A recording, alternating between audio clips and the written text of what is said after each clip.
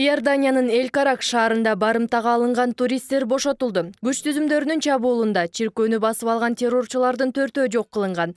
Элдерди барымтага алган кылмышкерлердин өздүгү жана кайсы террордук уюмдун өкүлдөрү экени азырынча айтыла элек. Алардын жанынан куралдар жана жанкештенин кору табылды.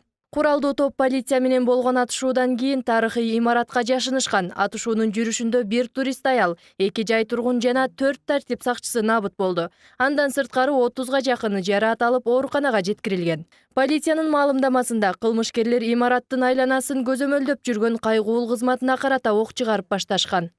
اللي صار اليوم بانه مجموعه مخربه. Куралданган кишилер элдин тынч жашоосун бузуп, айланадагыларды аткылап киришти. Алардын максаты иорданиялыктардын коопсуздугун талкалоо болуп саналат.